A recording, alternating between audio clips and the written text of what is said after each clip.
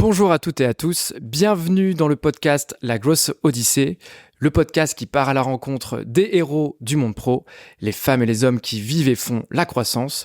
Aujourd'hui, j'ai le plaisir d'accueillir Guillaume Dokitonon, cofondateur de Reach. Salut Guillaume, comment ça va ? Salut Simon, ça va très bien, et toi ? Écoute, ça va super. Je suis ravi de t'accueillir. On va parler de sujets qui sont extrêmement forts et importants en ce moment. C'est le sujet du marketing d'influence. Chez Reach, vous êtes des experts de cette discipline-là. Est-ce qu'on peut commencer par le commencement et est-ce que tu peux nous pitcher Reach ? Écoute, comme tu l'as dit, nous on est un expert en marketing d'influence, on est un pure player, on fait que ça et on le fait depuis 2015.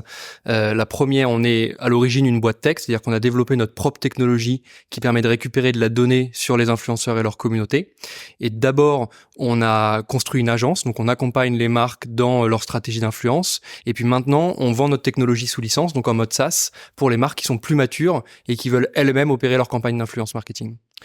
On ira s'intéresser à ça, cette double casquette mi-service, mi-SaaS, qu'elle est extrêmement intéressante. Juste avant, est-ce que tu peux nous réexpliquer comment tu t'es retrouvé dans ce monde du marketing d'influence ? Ça a été quoi le chemin pour lancer Reach, la genèse de tout ça ? Alors moi je suis associé avec mon frère, ça fait 15 ans qu'on est associé, on a monté une première boîte quand moi je suis sorti d'études et que lui avait fini son lycée et on était dans le monde du référencement naturel et donc c'est une première boîte qu'on a revendue en 2014 et l'histoire c'est que alors je pense que c'est un sujet que tu connais bien, dans le référencement aujourd'hui il y a dans l'algorithme de Google, il y a un critère qui est extrêmement important qui est le critère de netlinking et quand on a monté cette boîte, on s'est rendu compte que tous les consultants SEO passent leur temps à rechercher des liens pour leurs clients, donc pour justement travailler ce critère de positionnement qu'est le netlinking. Et souvent, ces liens, ils vont les chercher auprès de blogueurs et ils achètent auprès des blogueurs un article qui contient un lien pour leurs clients. Et donc, on a eu l'idée, au tout début, de faire une sorte de gros Excel où on allait pouvoir mettre tous les deals qu'on avait avec les blogueurs, en combien de temps ils rédigeaient, quel prix, quel délai, etc. Et quand on en a parlé sur le marché des agences de référencement, on s'est rendu compte que le monde est petit dans le monde du SEO, donc on connaissait beaucoup nos concurrents. On s'est rendu compte que tous les concurrents cherchaient la même chose. Et donc, au lieu de faire un Excel pour nos équipes, on s'est dit on va faire un service, une marketplace, où les blogueurs vont s'inscrire et les annonceurs, donc les agences principalement SEO, vont trouver des liens pour leurs clients. Cette marketplace, elle s'appelle Rocket Links.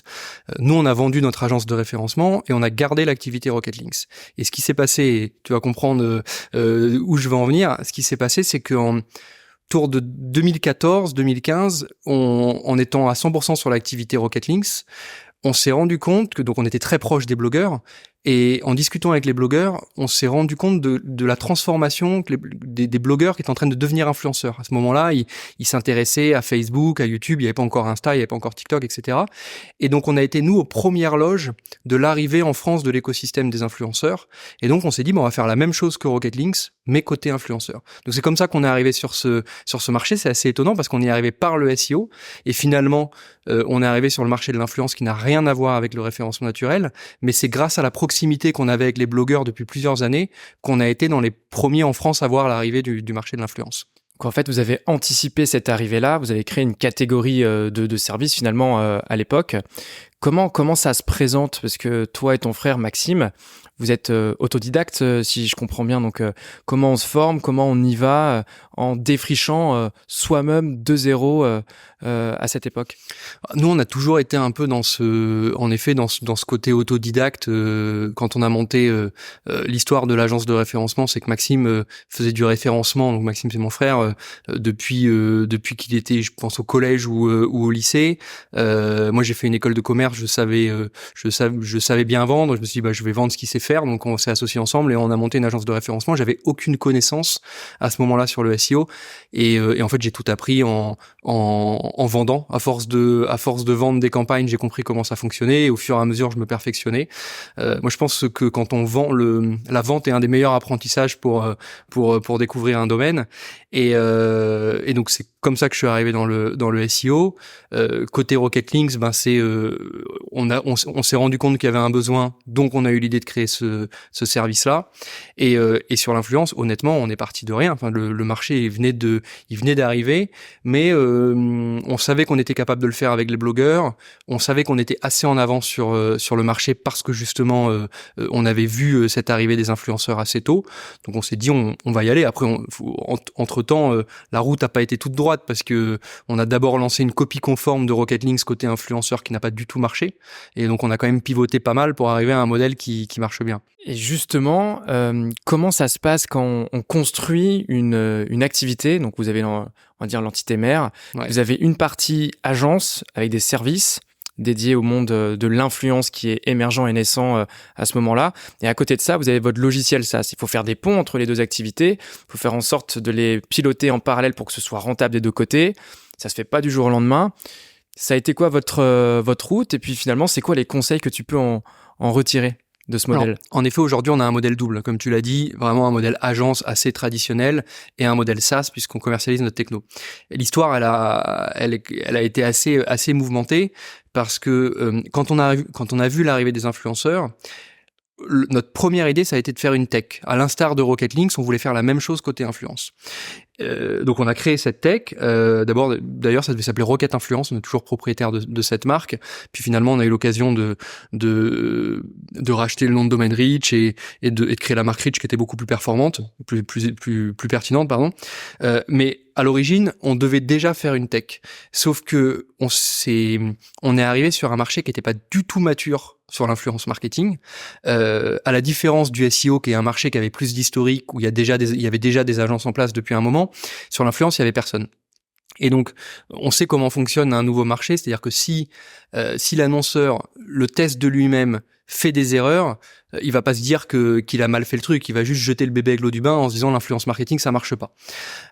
Donc on s'est rendu compte que le modèle techno qu'on avait imaginé n'était pas bon. Donc on a pivoté et on s'est dit il faut absolument, comme c'est pour beaucoup d'annonceurs, c'est les premières campagnes d'influence, il faut pas qu'ils se ratent.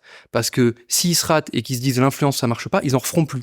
Donc on pivote vers un modèle d'agence, on laisse un peu tomber la tech, on la développe en interne pour nous être plus efficace et on pivote vers un modèle d'agence en arguant que notre agence est aidée d'une technologie.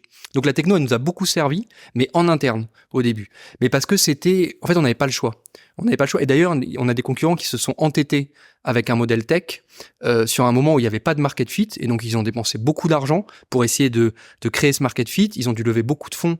Nous, on n'a pas eu besoin de tout ça parce que on l'a laissé de côté pendant un moment. On est allé vers un modèle d'agence, donc forcément rentable, qui nous a permis de nous développer sans lever beaucoup de fonds, j'y reviendrai. Et c'est que plus tard, que le marché étant devenu plus mature, qu'on s'est dit ok, là maintenant, il y a un market fit pour la tech et on revient avec notre offre tech qui s'appelle maintenant Reach Influence Cloud, qui est vraiment une offre dédiée. Aujourd'hui, vous êtes des experts du marketing d'influence, donc on parle d'influenceuses, d'influenceurs. De plus en plus, on parle même de créateurs et de créatrices de contenu. Est-ce que tu peux nous expliquer un petit peu quels sont les défis de ces métiers-là que vous aidez à adresser chez Reach et puis par effet rebond chez Rocket Links également? Alors, il y a pas mal de défis dans notre secteur. D'abord, il y a un défi presque sociétal, grand public. C'est la réputation qu'a le terme influenceur auprès des gens qui sont pas dans le métier, sur lequel nous on se bat quasiment depuis les débuts de Reach. À cause de ça, entre guillemets, une idée qui nous a beaucoup aidé en termes de marketcom, c'est que comme on se rendait compte que beaucoup de gens avaient beaucoup d'a priori sur les influenceurs, on s'est dit on va faire une étude pour présenter l'écosystème des influenceurs. Et on a fait la première, je crois que c'était en 2016 ou 2017, donc maintenant on doit être à la 5e ou à la 6e année de cette étude. Et grâce à cette étude, on est très très bien identifié sur le marché auprès des journalistes comme décrypteurs de l'écosystème des influenceurs.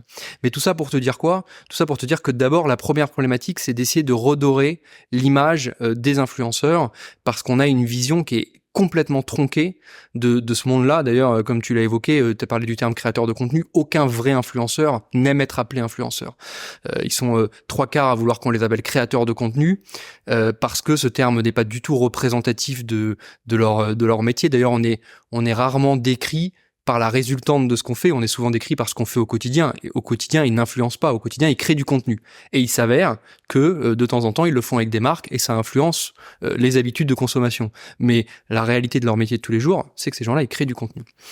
Et c'est des passionnés. Pour beaucoup, ils gagnent pas leur vie avec ça. C'est un complément de revenu à côté. Ils ont un autre job et c'est un métier qui prend énormément de temps, qui est très exigeant, qui nécessite une passion extrêmement forte pour le sujet. Et c'est surtout des gens qui ont des choses à dire. Ça, c'est le vrai créateur de contenu. L'influenceur du vide entre guillemets, c'est une toute petite proportion. Le problème, c'est que nous, dans le métier, on se bat contre, on est face à du grand public qui ne regarde que cette petite proportion. C'est le fameux côté négatif qui a beaucoup plus de résonance sur l'humain et qui peut englober le reste. Voilà. Et pour revenir sur le côté études et rapports annuels que vous le faites, donc là, ça fait 7 éditions, c'est ça que... Je crois que c'est de la 6e édition, ouais. C'est okay. La 6e édition, celle de 2023. Donc ça, je trouve ça hyper intéressant à creuser. Est-ce que plutôt que faire des livres blancs en voilà, finalement, vous allez interroger les acteurs du marché, etc., pour aller chercher de la visibilité, des relais de croissance, finalement, via ce contenu-là, que votre communauté et que les experts du secteur attendent en tournant une fois par an pour faire leur propre veille métier. Comment ça se développe? Comment vous le créez, ce contenu-là? C'est quoi un peu la technique, si on voulait s'inspirer du modèle?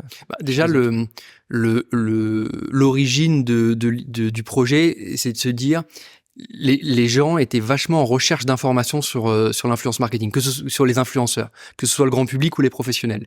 Et nous, on s'est dit, on est un acteur, on arrive sur le marché assez tôt, faut tout de suite qu'on prenne une position de référence sur le secteur. Et pour ça, il n'y a pas de secret, c'est la création de contenu, il faut apporter de la valeur, faut créer du contenu pour les annonceurs. Et puis, on savait aussi que si on faisait des livres blancs, on crée du contenu principalement pour les annonceurs. Quand tu commences à faire des études, tu t'étends un peu. Et nous, on voulait être repérés aussi par les médias comme acteurs référents de l'influence marketing. Et l'étude, c'est un super moyen pour ça. Moi, je conseille à tout le monde, s'ils sont dans un secteur où c'est pas déjà fait, puis même si c'est déjà fait, ils peuvent le faire mieux que les autres, de faire vraiment des études, parce que ça sert pour les deux. Ça sert d'être identifié par les médias, de pouvoir parler au grand public. Nous, à chaque sortie d'études, on fait le tour de la presse généraliste, hein, on fait les radios, on fait des télés, et puis on fait aussi évidemment de la presse métier. Et donc c'est un peu le meilleur des deux mondes versus un livre blanc. Après évidemment c'est un autre coup parce que nous pour pouvoir être repris dans les médias, il faut une certaine rigueur d'analyse, donc il faut des bases qui soient représentatives. Nous on se fait accompagner d'un expert pour avoir un nom neutre. On a un expert qui nous accompagne dans la réalisation de l'étude, qui travaille sur le questionnaire, qui fait en sorte que le questionnaire ne soit pas biaisé, qu'il n'y ait pas des questions qui amènent à répondre ce qui nous intéresse, etc. Donc on essaye d'avoir un tiers, on a d'ailleurs un tiers sur chaque étude, et puis on essaye aussi de la rendre différente chaque année pour pas l'essouffler, parce que tu peux pas faire 10 saisons avec les mêmes questions. C'est un cabinet d'enquête, par exemple, le partenaire? Nous, on est passé avec un expert en études freelance.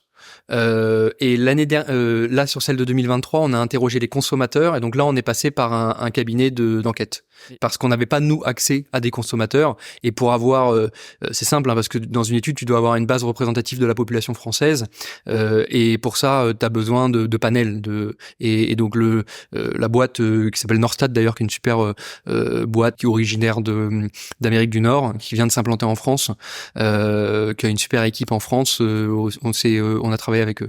Ok, c'est un super relais de croissance, et j'imagine que ce rapport-là vous permet d'avoir une quantité de contenu que vous pouvez recycler au fur et à mesure dans l'année. Donc il y a ça aussi sur ce côté rentabilité de contenu. C'est t'as une quarantaine c'est un PDF d'une quarantaine de pages. On fait à chaque sortie, on fait une avant-première presse et bon client dans un lieu qu'on loue, donc on fait de l'événementiel. On peut refaire après un webinaire plus grand public. On le présente chez les annonceurs en privé. Donc en fait, on le fait, et puis ensuite on coupe les questions, on le fait vivre tout au long de l'année. C'est un vrai, un bel objet marketcom. Donc là, tu nous as expliqué que finalement, vous apprenez en marchant vraiment l'entrepreneur, on ne peut plus avec un grand E, c'est-à-dire que vous avez des défis, vous allez les résorber. Et en fait, moi, ce que je me dis quand vous avez ce double modèle et service et logiciel, c'est des défis que vous devez rencontrer plein sur la route, parfois en parallèle, etc. Jusque-là, ça a été lesquels justement vos plus gros challenges? Est-ce que c'était du produit? Est-ce que c'était de l'humain? Est-ce que c'était un alliage de tout ça? Ça m'intéresse de voir un petit peu les embûches que vous avez réussi à surmonter. Honnêtement, enfin pour tous ceux qui entreprennent, il y a une nouvelle embûche chaque semaine. Nous, on a eu déjà la chance on a levé des fonds assez vite parce que justement, on allait au début vers un modèle tech, donc il nous fallait des fonds avant de pivoter vers le modèle d'agence.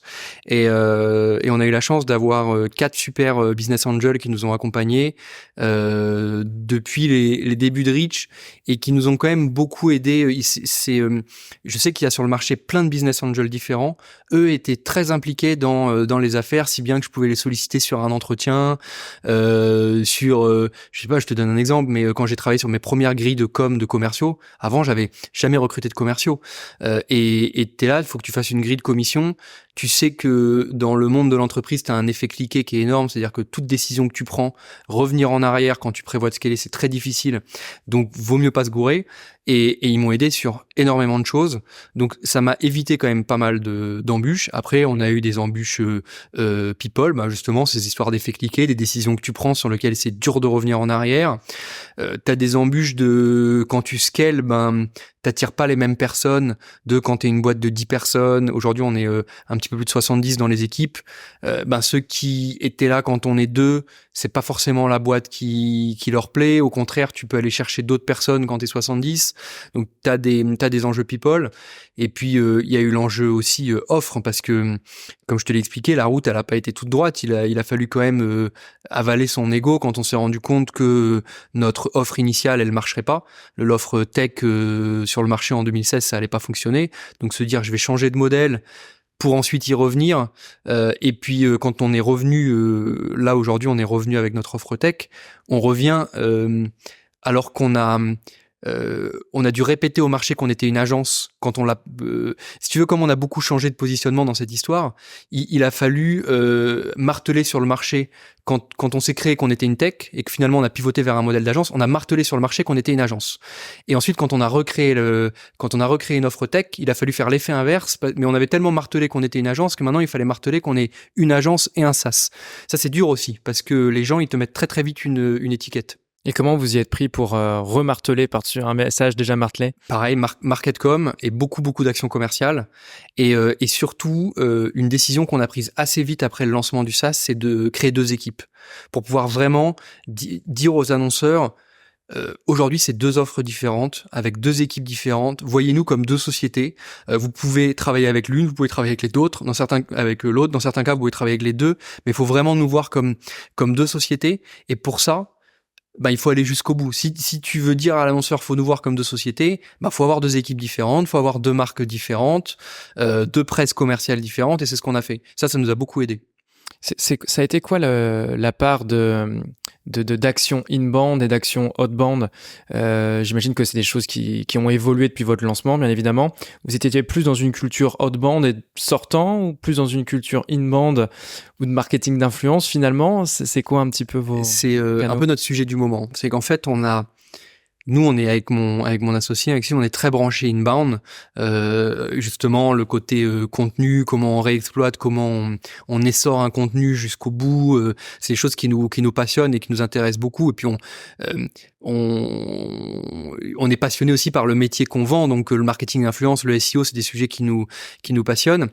Et donc on a été très inbound. En plus, avec toutes les actions qu'on a fait, l'étude, les livres blancs, etc., on a eu la chance d'avoir toujours beaucoup de leads chez Reach.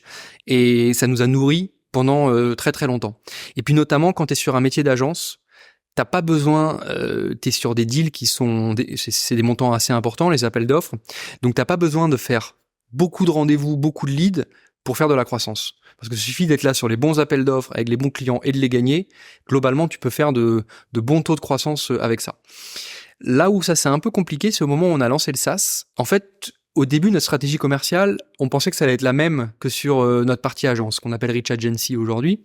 On pensait que les leads allaient permettre de nourrir notre offre SaaS. Et là, pour le coup, ça n'a pas du tout fonctionné comme ça, parce qu'en SaaS, il faut faire de la quantité. Il y a les gens qui nous rencontrent 5 autres acteurs, les taux de signature sont plus bas, il faut vraiment rencontrer beaucoup de monde, et puis les montants de deals sont beaucoup plus bas que dans un métier d'agence. Et donc, il faut vraiment rencontrer énormément de monde, et donc l'inbound n'allait pas suffire.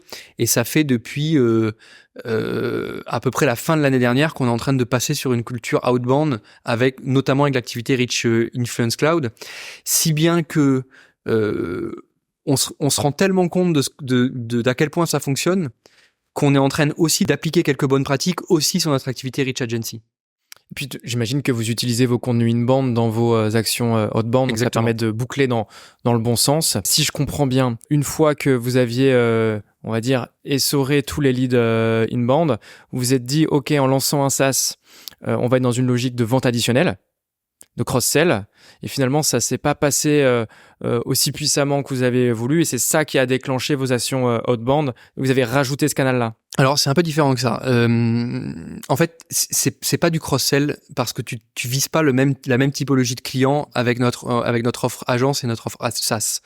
Les agences, c'est des annonceurs qui sont moins matures sur l'influence marketing et qui veulent le déléguer. Alors que l'offre SaaS, c'est des gens qui sont plus matures sur l'influence et qui veulent l'internaliser. Donc en fait, c'est assez rare pour le moment d'avoir des gens qui sont clients des deux. Même si c'est en train de devenir faux ce que je suis en train de te raconter, mais du moins au début, c'était assez rare. Donc il y a très peu de cross-sell. Ça veut dire qu'il faut, c'est pas les mêmes leads à qui tu vas vendre de l'agence et du SaaS. Donc, comme on avait une culture d'inbound, si déjà c'est pas les mêmes leads, faut les séparer en deux. Et en plus de ça, pour vendre du SaaS, il faut faire beaucoup plus de rendez-vous. Et donc, il fallait qu'on aille compléter notre stratégie inbound avec de l'outbound. Ok, très très clair. Alors, on est sur le marché du marketing d'influence. Tu as donné l'idée du rapport tout à l'heure. Quelque part, à l'échelle de l'entreprise, vous faites aussi de l'influence. Et notamment, j'aimerais qu'on s'intéresse à l'UMIC. Ouais. Dans l'UMIC, pour celles et ceux qui ne connaissent pas, c'est l'union des métiers de l'influence et des créateurs de contenu. Donc, je sais que toi et d'autres membres de cette union-là, vous êtes les créateurs et ceux qui insufflent ce dispositif-là. Est-ce que tu peux nous expliquer ce que c'est, la mission du dispositif et comment c'est né ? C'est une sacrée histoire, l'histoire de l'UMIC.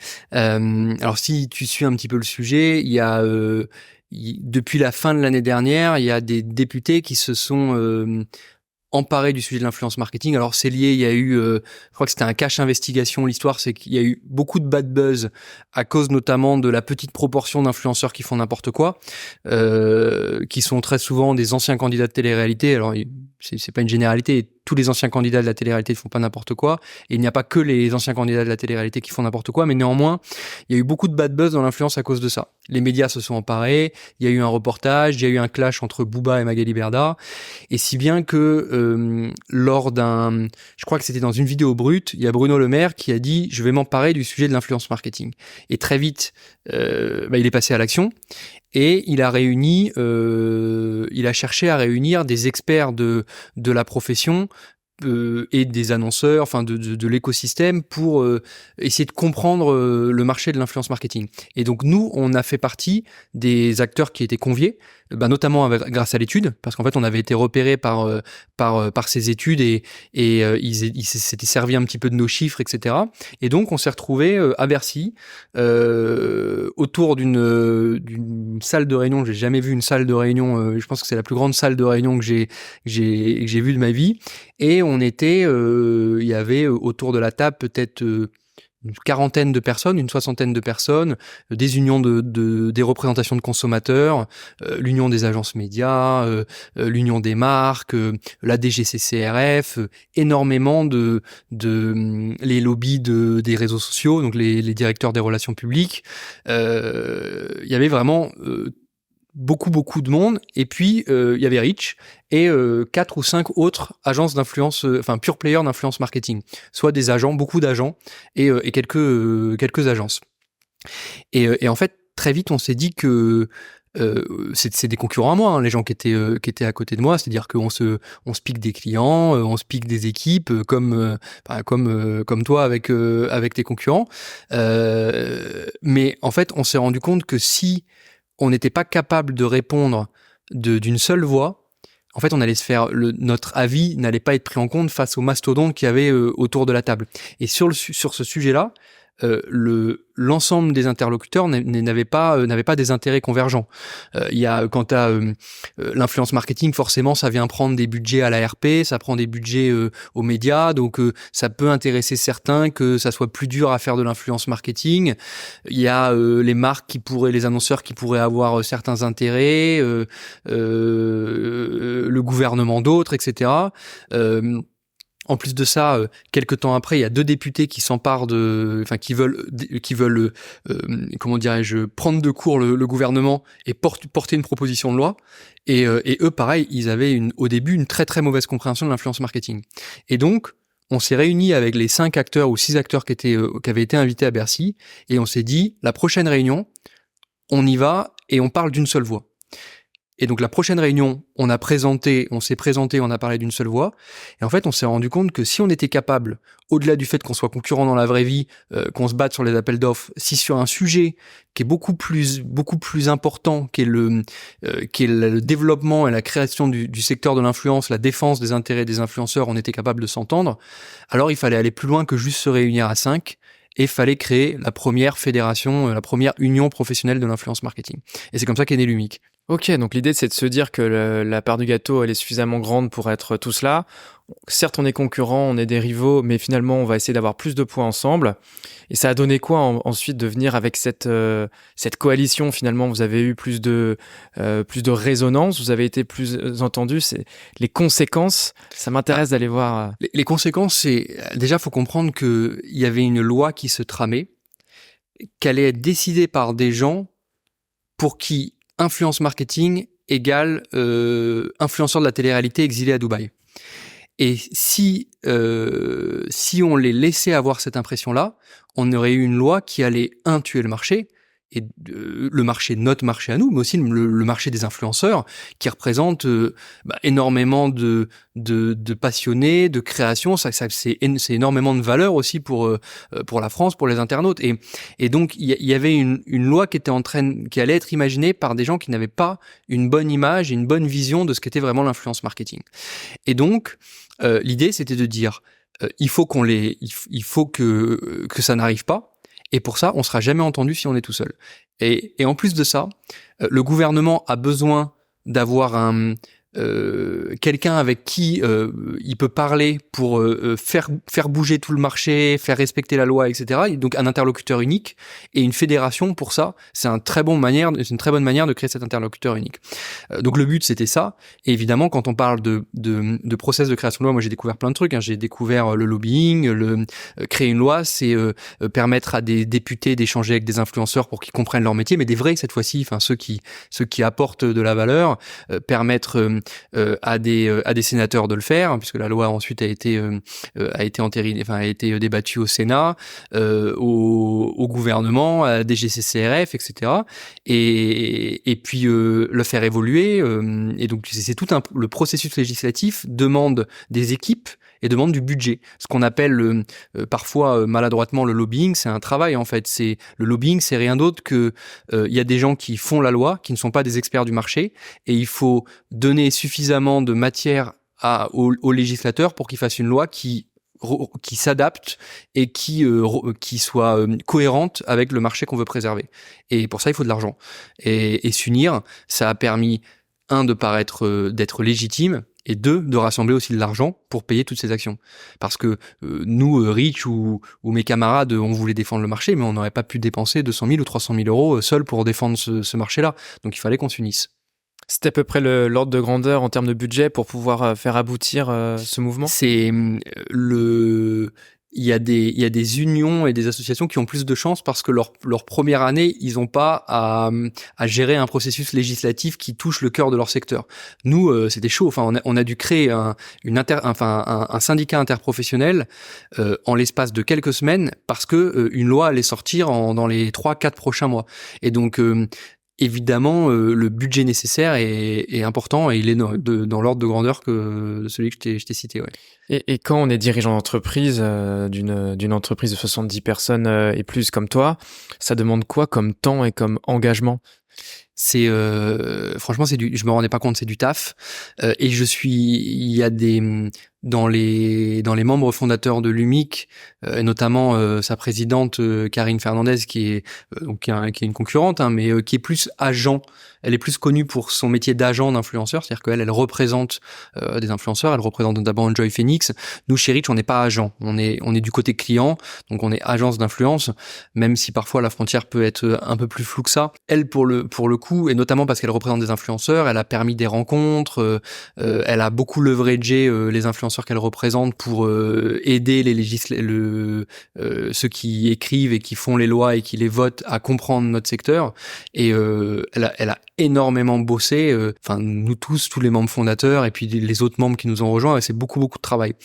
Pour te donner un ordre d'idée, on se voit au moins 1h30 par semaine depuis le début, donc depuis le mois de décembre. Et puis au début, une asso, elle est jeune, il y a pas de staff dans l'asso. Donc c'est les membres qui font, moi tu vois, j'ai relancé des membres qui avaient pas réglé leur cotisation. Quand il y a un membre qui s'intéresse à l'UMIC, on se répartit, on fait un call, et donc je joue un peu entre guillemets le rôle de commercial. Donc parfois c'est moi, parfois c'est une autre agence. C'est pas notre job, mais en fait il faut que l'asso grandisse. Donc on a été obligé de faire des actions où j'ai contacté tout mon réseau au début pour faire en sorte qu'il y ait plus de monde qui rejoignent l'UMIC dès le début. On a bossé, il y en a qui ont bossé sur le site internet. C'est presque une création d'entreprise, hein. Site internet qui m'a permis de travailler le sujet, de l'amener. Donc effectivement, on voit qu'il y a beaucoup de moyens qui sont mis en œuvre. Est-ce que tu veux en profiter? Vous êtes en recherche d'adhérents. Est-ce que tu peux expliquer concrètement comment on peut rejoindre l'UMIC si c'est intéressant pour nous? Alors oui, c'est si votre activité touche de près ou de loin l'influence marketing. Dans l'UMIC, on a des pure players de l'influence, et puis après on a des plus grosses agences qui ont une partie influence marketing. Et moi, je ne peux que encourager tous les professionnels de l'influence à rejoindre l'UMIC, parce que aujourd'hui c'est la seule association qui va défendre l'intégralité du secteur, influenceurs, agences, agents, etc. Et que il y a que uni qu'on arrive à avoir une vraie défense de nos intérêts. La loi, ça a été une première étape. D'ailleurs, c'est pas fini parce qu'il y a des décrets d'application qui sont en train d'être votés et on continue encore activement à travailler avec le gouvernement là-dessus. Et puis c'est pas fini non plus parce que au-delà des décrets d'application, il va y avoir des jurisprudences, il va y avoir des premières condamnations. Il va falloir aider les membres potentiellement là-dessus. Et puis ensuite, on a des ambitions beaucoup plus grandes pour cette association. En fait, on veut créer tout un ensemble, une boîte à outils à destination des influenceurs, des agences, etc., qui leur permettent de mieux réaliser leur métier. Donc l'asso, elle a encore beaucoup de pain sur la planche, et la rejoindre maintenant fait que les membres vont pouvoir peser sur la stratégie de l'association. Donc on pourra vraiment être proactif en tant qu'influenceur, créateur de contenu. On pourrait parler de micro-influence aussi, ils sont bien évidemment concernés. Justement, est-ce que tu as des premières victoires à communiquer concrètes qui agissent directement sur leur quotidien, sur leur métier en positif? Alors déjà, la loi telle qu'elle est sortie, donc là la loi est sortie il y a quelques semaines de ça, globalement elle est plutôt équilibrée par rapport à ce qu'elle a failli être. On est passé, pour rigoler, si on regarde les amendements qu'il y a eu des choses qui sont complètement farfelues, mais même dans les choses un peu moins farfelues, on est passé pas loin de l'inégalité de traitement par rapport aux autres médias. Je te donne un exemple, hein. Au début, il a été question d'interdire la promotion de tout dispositif médicaux. Dispositifs médicaux, ça veut dire aussi les lunettes, les appareils auditifs. Aujourd'hui, en télé, il y a le droit de faire de la publicité à la radio pour des appareils auditifs, pour des lunettes. Donc, on voit pas pourquoi l'influence pour des compléments alimentaires dans certains cas, pour des grandes causes aussi, des causes médicales, on voit pas pourquoi l'influence aurait pu en être privé. Et ça, c'était le cas dans les dispositifs médicaux, mais sur plein d'autres sujets. Il y a eu des amendements qui, par exemple, auraient obligé les influenceurs à déclarer leurs revenus publiquement. C'est quand même incroyable. Enfin, on ne demande pas aux acteurs qui pourtant ont de l'influence, hein, puisque les acteurs, ils passent à la radio, ils font quand ils vont au festival de Cannes, ils portent des produits. Donc la frontière entre acteurs et influenceurs, elle est parfois assez ténue. On leur demande pas pas de dévoiler publiquement leur salaire. Donc, et des exemples comme ça, il y en a plein. Donc il y a eu beaucoup de victoires. En tout cas, on a une loi qui aujourd'hui n'est pas destructrice de valeur. Il y a encore pas mal de points d'interrogation, mais du moins elle a au moins l'intérêt de clarifier les choses et elle est somme toute équilibrée. Ok, donc en tout cas, la structuration de ce marché-là, de ce secteur, se professionnalise. C'est quelque chose de plutôt éthique parce que vous êtes plusieurs acteurs justement à œuvrer par rapport à ça. Voilà. Et puis c'est maintenant que tout se passe et encore une fois tout n'est pas fini. Il y a encore ces décrets d'application dont je parlais. Il y a une harmonisation européenne à venir. Donc il y a encore beaucoup de taf à faire et c'est assez excitant d'être dans les coulisses de la création d'une loi, sa votation, etc.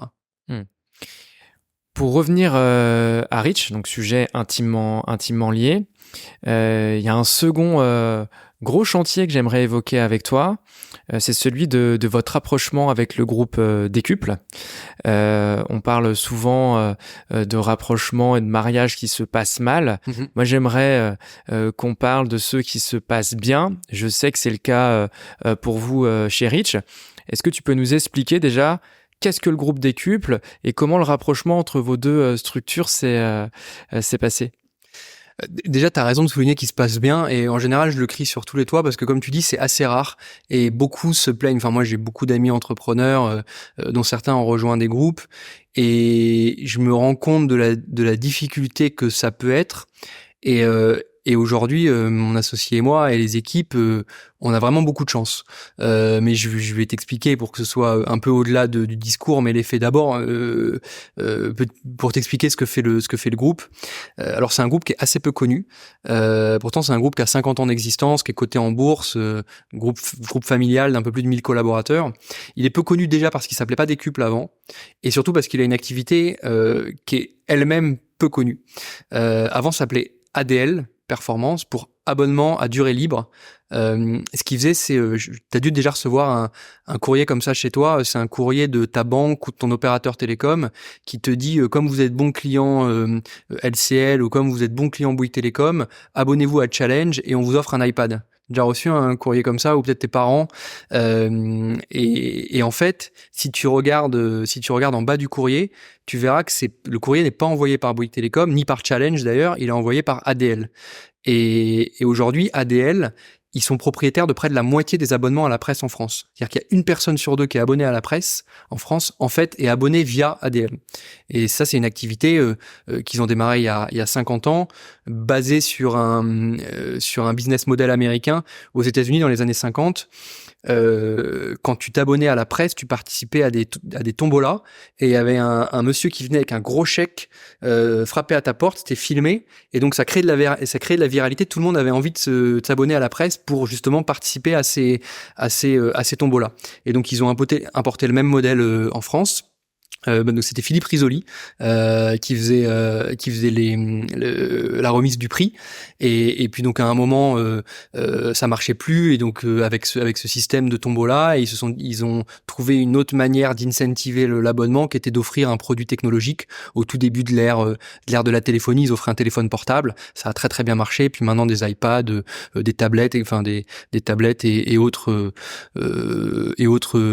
goodies quoi. Donc ça c'est leur activité historique qu'ils ont depuis 50 ans et évidemment comme c'est une activité qui est liée à la presse et que la presse n'est pas en hyper croissance, il y a le deuxième dirigeant familial du groupe s'est dit il faut qu'on se diversifie et si tu veux eux en fait ce sont des experts du marketing direct, ils savent envoyer c'est des gens qui savent envoyer des courriers au bon moment, à la bonne personne, personnalisée, avec le bon texte, la bonne proposition d'abonnement, le bon cadeau. Donc en fait, eux, c'est la big data avant tout le monde. Puis c'est même l'abonnement, c'est même le SaaS finalement avant beaucoup. Et donc ils se sont dit nous on est experts du marketing direct, mais on fait du marketing direct traditionnel. Eh bien il faut qu'on se diversifie dans le marketing digital. Et pour ça, on va rentrer au capital parce que nous on sera pas capables de le faire en interne, donc on va prendre part au capital de startups qui savent le faire. Et donc ils sont rentrés comme ça au capital d'une quinzaine de boîtes avec beaucoup de succès et basé sur un modèle qui est très très différent, modèle de M&A qui est très différent du reste du marché. C'est de se dire quand ils vont voir les entrepreneurs, quand ils sont venus nous voir, nous on sait pas faire votre métier. On a besoin de consolider un groupe qui va opérer tous les métiers du marketing et de la data. On sait pas faire votre métier, donc on va pas le prendre, le mixer avec un autre. On veut que les entrepreneurs restent. Donc ils rentrent au capital, mais les entrepreneurs restent dans la société, restent associés. Ils ont en général gardent des parts importantes de la boîte, parce que plus les entrepreneurs restent longtemps, mieux c'est pour eux. Et ça, c'est un modèle que tu vois très très rarement. Souvent, on essaye de faire sortir, soit les entrepreneurs se barrent parce que ils détruisent de la valeur, mais en gros, les entrepreneurs restent 2 ans et puis ensuite, ils font un gloubi-glouba de la société et quand quelques cas ça marche bien, mais dans la majorité des autres ça marche pas. Eux, c'est pas du tout leur approche. Et c'est ça qui nous a plu nous. Et tu vois, on est encore là. Et d'ailleurs, dans les premières boîtes qui ont été, il y a Convertéo et les entrepreneurs sont encore là. Ça va faire, je pense, bientôt 10 ans qu'ils ont rejoint le groupe. Trouve-moi beaucoup d'exemples de prise de capital d'un groupe industriel dans lesquels les entrepreneurs sont encore là 10 ans après. Convertéo, il me semble que c'est 400 personnes aujourd'hui. Ouais. Ils étaient, je crois, 14 quand ils sont rentrés au sein du groupe. Donc nous, on espère le même succès. C'est pour ça qu'on a rejoint le groupe. Mais c'est très rassurant quand tu rejoins un groupe de discuter avec d'autres entrepreneurs qui, en fait, déjà le fait qu'ils restent, ça donne une idée du track record du groupe. Donc vous rejoignez finalement un groupement d'entrepreneurs qui sont là pour continuer de bâtir. On n'est pas là pour faire une opération financière à court ou moyen terme. Donc ça, c'est mené par le CEO Bertrand Loriot. Ouais. Voilà, on lui passe le bonjour. Est-ce que ces valeurs, les valeurs du groupe, qui sont plutôt humaines, on le voit un peu partout, ça peut sembler parfois à la limite du bullshit, mais là on a un exemple qui me semble beaucoup plus palpable et concret par rapport à ce que tu me dis. Est-ce que c'est ça aussi qui vous a attiré, toi et ton frère, côté culturel? Il y a, dans un deal comme ça, il y a une histoire de fit qui est essentielle. Moi, je suis associé, comme tu l'as dit, à mon frère, et donc c'est assez particulier en fait quand t'es associé à un membre de ta famille, tu t'es jamais, enfin en tout cas nous on s'est jamais posé la question de la confiance entre associés, des craintes, c'est quelque chose qui est où tu sais que t'as pas à regarder, t'as pas à avoir des yeux dans le dos et c'est extrêmement confortable pour un entrepreneur parce que t'as tellement d'autres sujets que si tu peux t'éviter les sujets de capitalistique, d'association, etc., de brouille, de bagarre d'ego, de bagarre entre associés, déjà ça t'enlève quand même une bonne partie des problèmes entrepreneuriaux. Donc nous ça a toujours été hyper confortable et en fait on s'est tellement habitué à ça que on se voyait mal avoir des associés où ça allait être où on allait avoir peur et où on allait avoir un manque de confiance. Enfin, je pense que quand t'as jamais eu des yeux dans le dos, c'est compliqué de se les créer rapidement. Et donc on a rencontré beaucoup de monde. On a la chance parce que l'influence marketing c'est quand même un secteur dynamique, donc forcément on a été pas mal approché. Et on a rencontré des fonds, des family office, d'autres groupes industriels. Mais la manière de faire de décuple, on l'a rarement vu dans d'autres discussions. Et au quotidien, au-delà du moment du deal, parce que tu pourrais aussi te dire c'est comme ça pendant le deal, et puis une fois que c'est signé, ça change totalement, le discours change totalement. C'est pas du tout le cas. Ça fait, nous c'était mi-2021, donc là ça fait plus de 2 ans. Oui, c'est ça.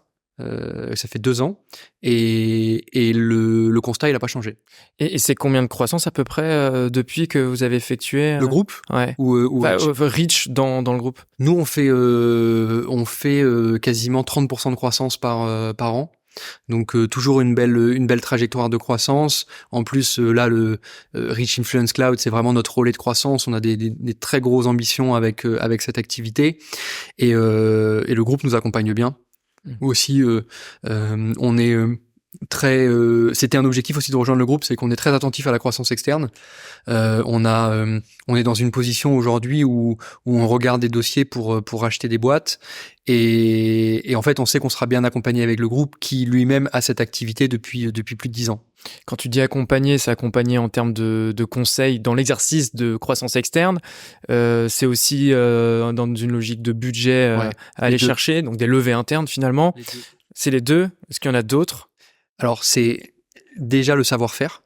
Enfin, faire du M&A, c'est un métier, et c'est un métier sur lequel, vu les montants en jeu, pour le coup, là, t'as pas trop envie de faire ton entrepreneur, c'est-à-dire je fais mes erreurs et puis je ferai mieux la deuxième fois, parce que on parle des acquisitions, ça peut vite te chiffrer. C'est pas tu vas pas apprendre par toi-même. T'as pas l'occasion de faire trop toi ta propre erreur. Donc c'est quand même pas mal d'être accompagné par des gens qui savent le faire et qui savent bien le faire. En plus de ça, t'as d'autres entrepreneurs au sein du groupe qui eux-mêmes ont fait des acquisitions depuis qu'ils ont rejoint le groupe des Cubes. Donc tu peux discuter, tu peux voir, t'as plein de conseils. Donc ça c'est trop bien sur cette partie-là. Et puis évidemment il y a l'aspect financier, c'est-à-dire qu'on peut faire appel à la trésorerie du groupe si on voit des belles opportunités.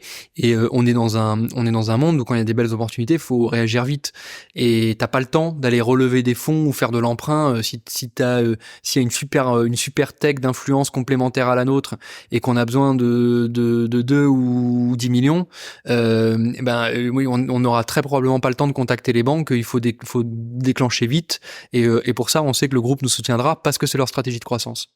Tu le sens que tu accèdes à un héritage pour éviter certaines erreurs, certaines situations par rapport à tout ça? Oui.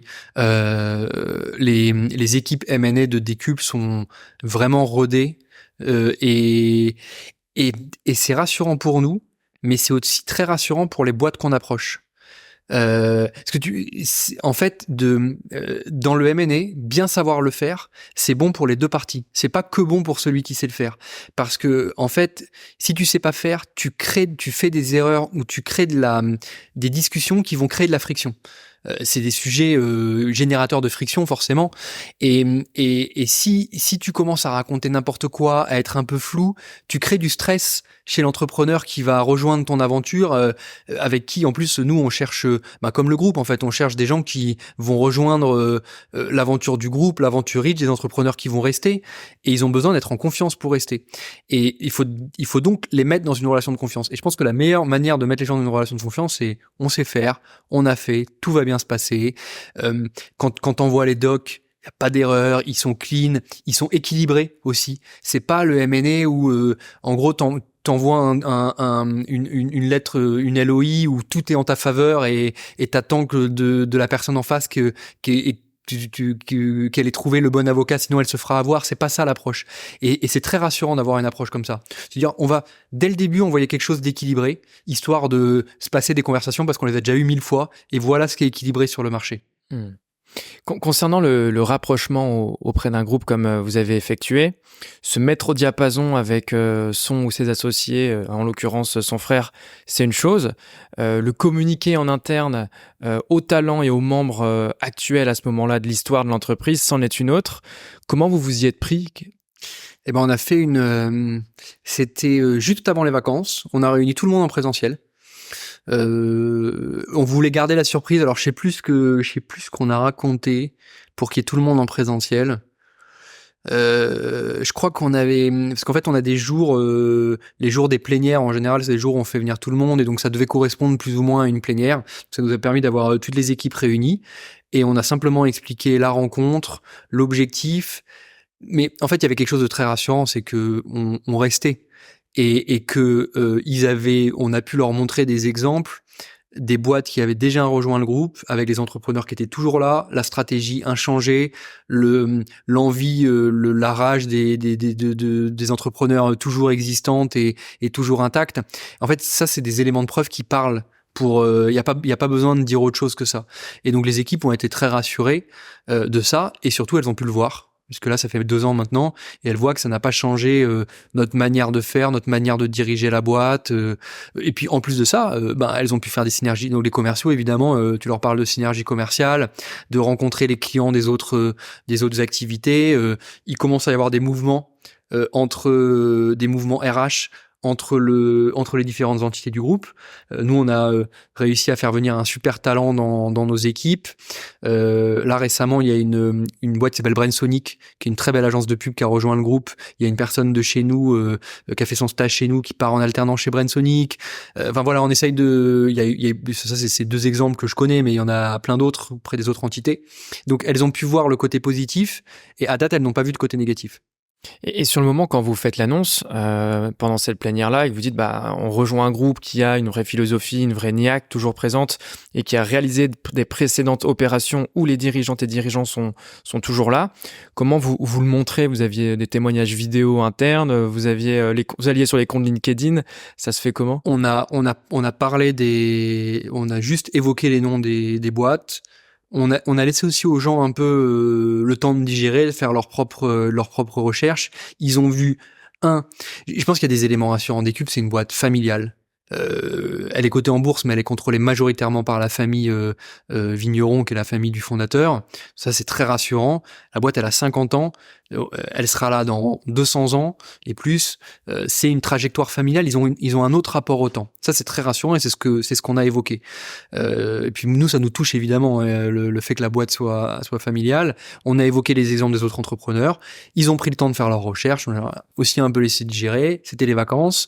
Et à la rentrée, on a fait venir Bertrand Lorioz, donc le président du groupe, qui est venu se présenter et présenter le groupe. Il a été extrêmement rassurant, bienveillant, et en fait, ce qui a été dit a été appliqué dans les mois qui ont suivi. Après, si tu veux, des fois, ce qui est assez drôle, mais les considérations pour les équipes, notamment ceux qui viennent d'arriver, etc. Par exemple, la première question, c'est surtout, est-ce qu'on va changer de bureau? Déjà, faut écluser ces sujets-là. Et c'est même pas, est-ce qu'on va changer de contrôle? Est-ce que vous allez partir dans un an?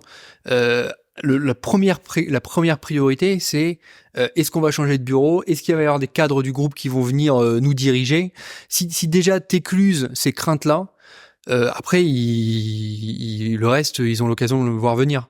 Et dans vos priorités en termes de développement et de croissance, donc on a parlé de ton implication dans l'UMIC, on a parlé de la résonance 2 ans après de ce rapprochement-là. C'est quoi vos prochains défis, vos prochaines priorités entre Reach et Rocket Links? Alors, il y a celui que j'ai évoqué, la croissance externe, qui est un sujet sur lequel on bosse beaucoup. Le marché est très actif parce que,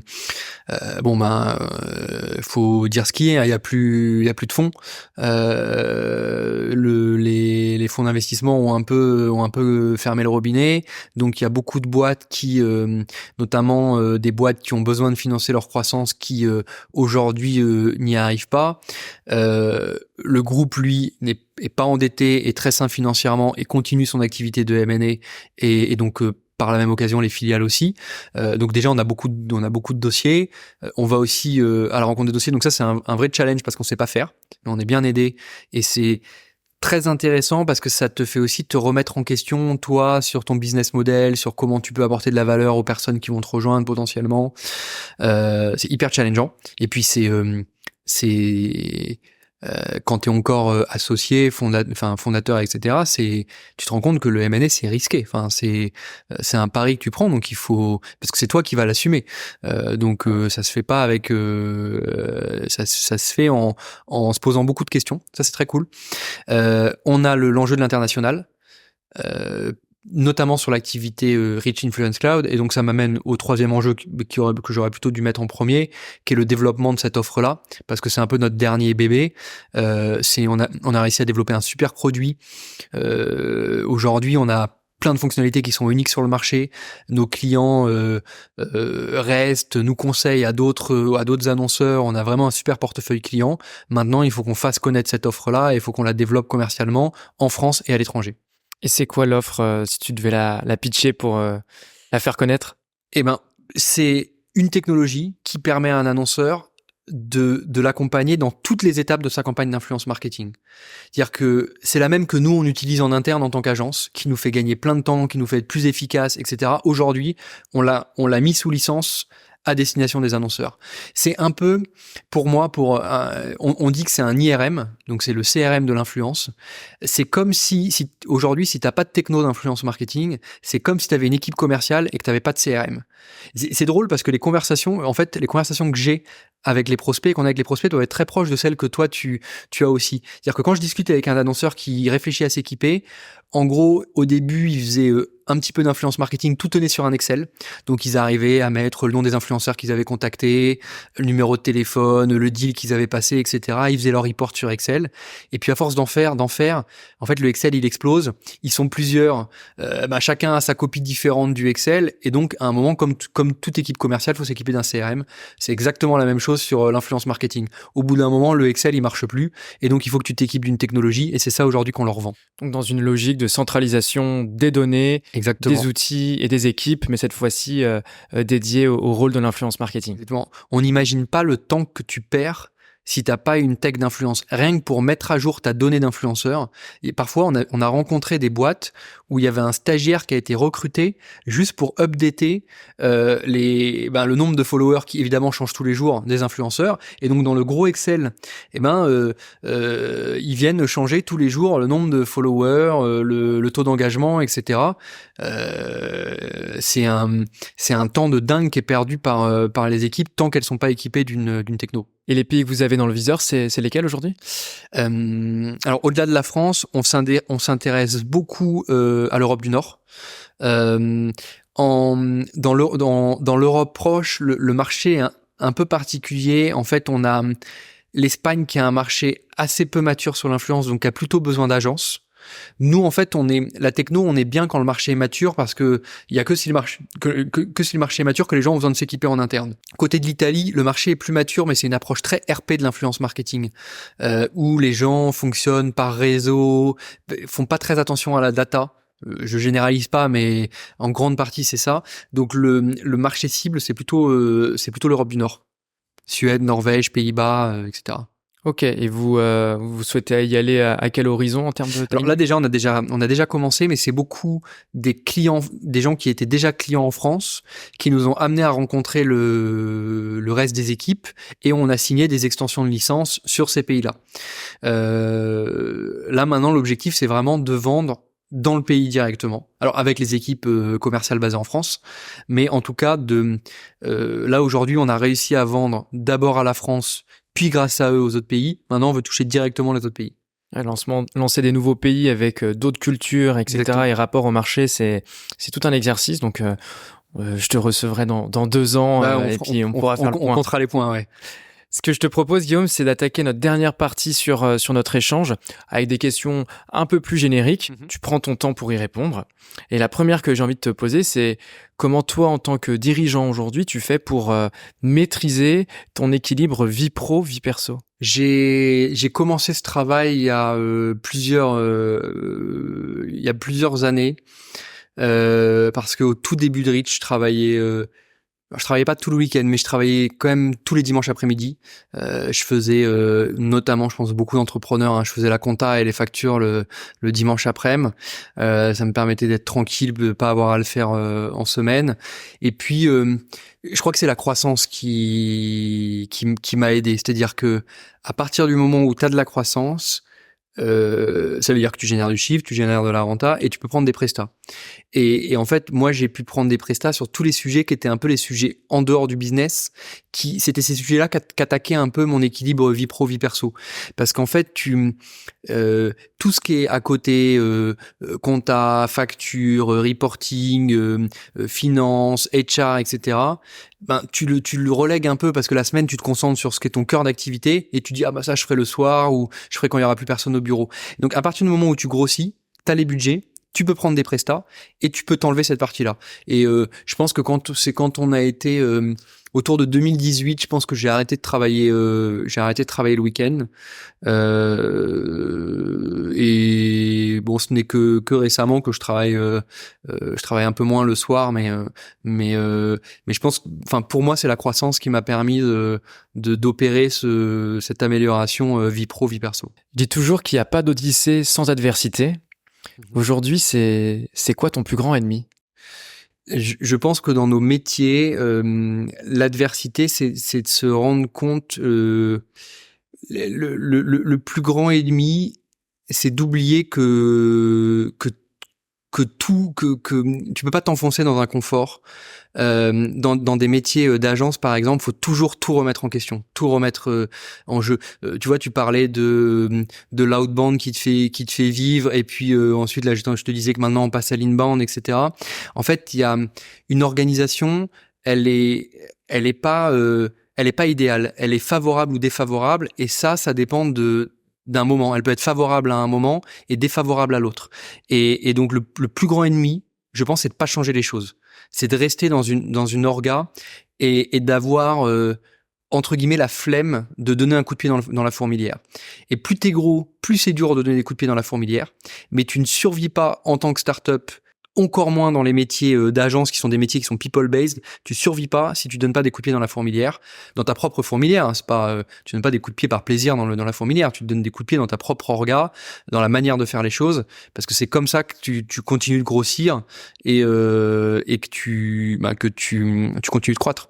Pas de statu quo, que de l'itération. Exactement. Ok. C'est un bon résumé.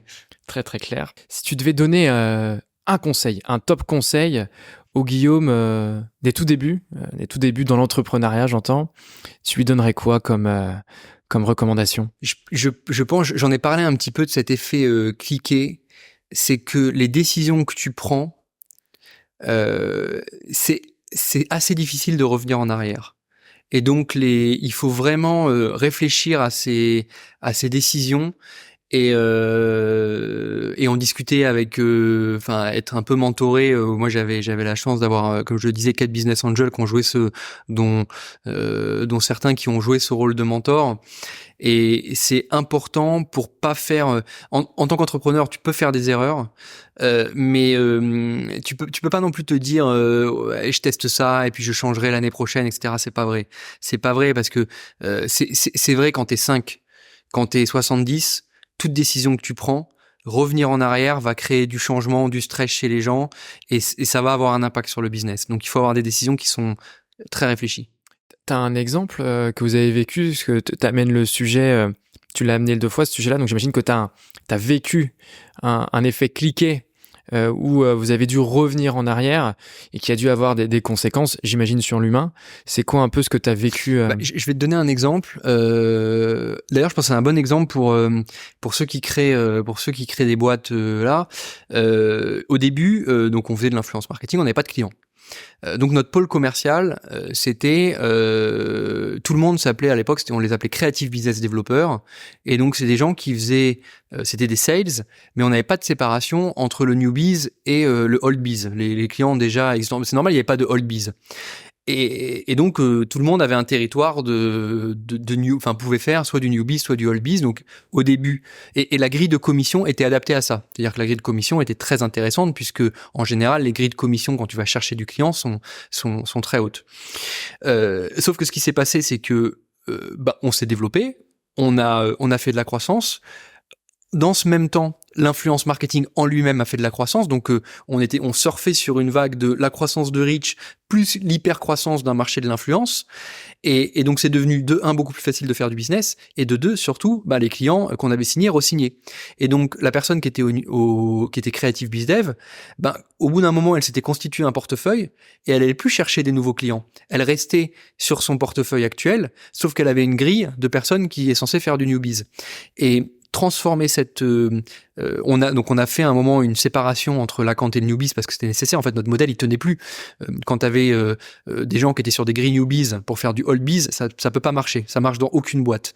Et c'était pas en plus c'était pas leur rendre service parce qu'ils étaient complètement en dehors des réalités du marché. Et faire le changement, ça a été un point de friction. C'est normal parce que c'est le cas pour tout changement. Et si j'avais anticipé les choses, j'aurais peut-être, même s'il y avait pas de old biz, séparé la grille entre le new biz et le old biz dès le début. Alors on se serait dit mais je comprends pas parce que de toute façon tout est new biz. C'est pas grave, t'as une grille pour le old biz, une grille pour le new biz. Ça faut penser à la suite.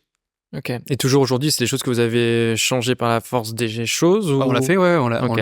on a fait le changement. Ça a créé de la, mais faut assumer. Tu peux pas, quand t'es entrepreneur, tu peux pas être tiède. Faut assumer les décisions. Et c'est des décisions qui sont. Moi, ce que je dis souvent aux équipes, c'est que moi, mon intérêt, en fait, mon intérêt personnel, il est très lié. Il est intimement lié à l'intérêt de la boîte. Je fais pas de choses qui sont désintéressantes pour la boîte, parce que sinon c'est forcément désintéressant pour mon intérêt personnel. Donc à partir de ce moment-là, je suis à l'aise de le dire parce que ça démine aussi certaines situations. Je fais rien pour moi. Faire changer ça, c'est pas pour moi, c'est parce que c'est mieux pour la boîte, et donc les gens finissent par comprendre ça. Ok, très clair. Donc ça, c'est les top mots pour conclure notre échange. La dernière question que j'ai envie de te poser, Guillaume, c'est pour un prochain épisode de la Growth Odyssey, as-tu un entrepreneur, un responsable marketing ou un responsable commercial à nous recommander? Oui, tu peux, et je pense qu'il faut que tu ailles lui parler parce que son histoire, elle est aussi incroyable. C'est Guillaume Rigalo, qui est le cofondateur de Bison, qui est une agence spécialisée sur Amazon, et donc qui aide les marques à rentrer sur Amazon, qui a rejoint récemment le groupe Publicis. Donc, il a, j'imagine, pas mal de choses à te raconter. Puis c'est un mec génial. Ok, bah je note la référence et puis on ira le contacter. Merci Guillaume, c'était passionnant de t'entendre parler de l'UMIC, de la manière dont vous avez fait un rapprochement avec un groupe, la croissance externe. Je te souhaite une excellente suite et une excellente croissance, autant pour Reach que pour Rocket Links et vos futurs projets. Merci Simon.